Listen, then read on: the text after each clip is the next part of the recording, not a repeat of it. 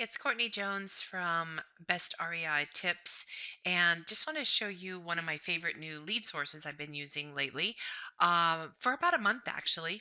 And my friend Ross came up with this. It's an add on actually to a site that he had already, and I really like it a lot. So I wanted to play with it for a few weeks and test it out and really make sure that the content and the data was good before I brought it to you. But wanted to kind of just show it to you here. So there's a national version. If you invest in other states, you'll want the national version. And then there's also a local version where you can pick, I believe it's 5 zip codes, and then you can add more on as you want to. Um, so you can filter just about any type of lead you want from this, and I'll show you how to do that in 1 minute and just show you how easy it is. So what I'm looking at here, what you're looking at here, is the local version. And you can see that I have, I believe I have 10 zip codes up here. And you can see it just shows you, first of all, a map view and shows you all the different leads that are available in different areas. Okay. And then you go in and filter based on whatever it is you're interested in. So you can see here, you can filter based on vacant properties, pre foreclosure, courthouse, bank owned, shadow inventory, which is bank owned that is not listed, zombie properties, which are pre foreclosure and vacant, probate properties for sale by owner. And then soon you'll also be able to comb Craigslist listings and for sale by owners and some additional lead sources as well. So there's all kinds of opportunities here depending on what buying method you're using and what kind of leads you're looking for. So let's just take a look at courthouse. So these are coming up for courthouse auction within 45 days. Okay. So we'll take a look at those just by clicking on that. And then I'll say, show me the deals. Okay. So it brings it up and just kind of shows you where there's some deals. Okay. Then it brings up it brings up the map view. And then off on the side, it brings up the card view. Okay, which you can see there's 4 of. And then if you scroll down, you also get like an Excel spreadsheet type of view. Okay. And so here you can see all the way across the top, it's got all the different data that you might need about the property.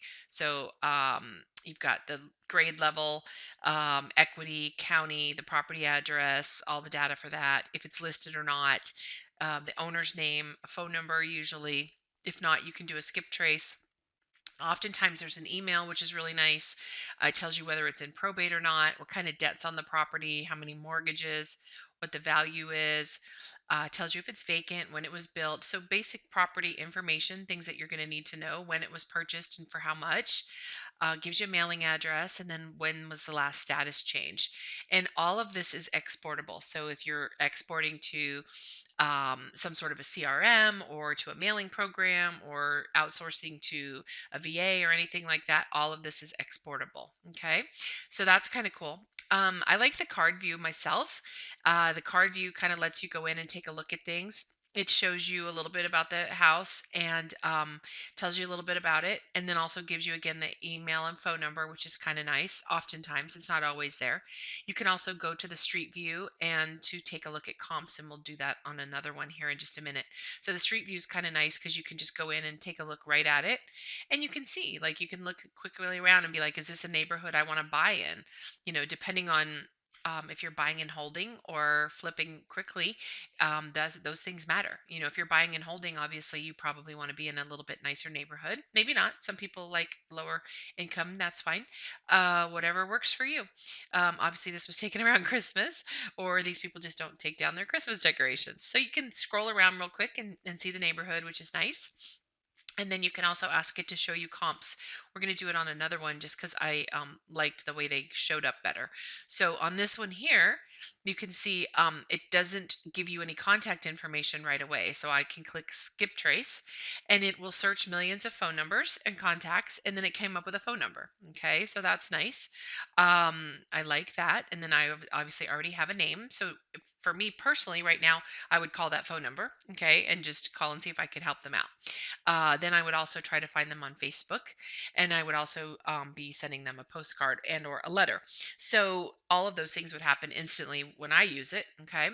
If you want to take a look at Street View, of course, I just showed you how to do that. You can also take a look at comps. So when you go in here, it takes you to Trulia, which does a really good job in this instance. I mean, it shows you the house, so you can get a good feel for the house. And then it tells you a little bit about the house, also shows you actives nearby. Okay. So you can kind of get a feel for it. They're saying that they think this house is worth 373. We'll decide that ourselves, but we know it's a 3 bedroom, I think it was 3 bath, 1,800 square foot. Okay. And then you can go down here. It gives you local information. Again, it gives you street view, map view, school information, crime information, all kinds of things like that. This information is also great when you're putting the house on the market because you have all of that to be able to share with others. It tells you a little bit about the lot and all that kind of stuff. And then you can go down here and see the price history of what happened with that particular property when it sold and all that stuff. And then also the assessment, and then it goes down and shows you the solds.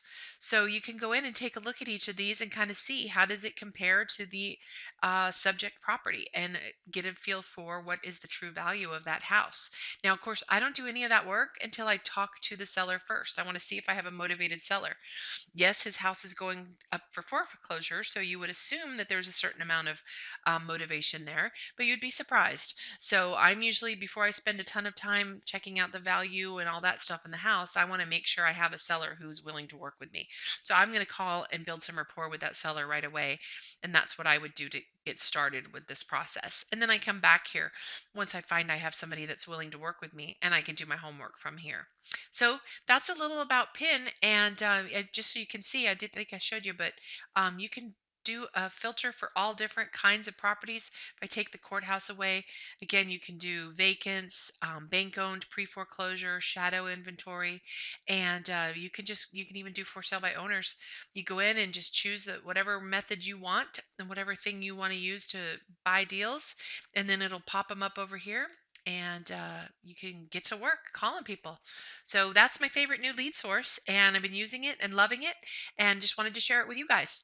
Down below, I'll put a link to how you can watch the webinar to see even more about how it works, and also to get a coupon to try it out for yourself. Okay, so have a great week. Talk to you soon. Bye.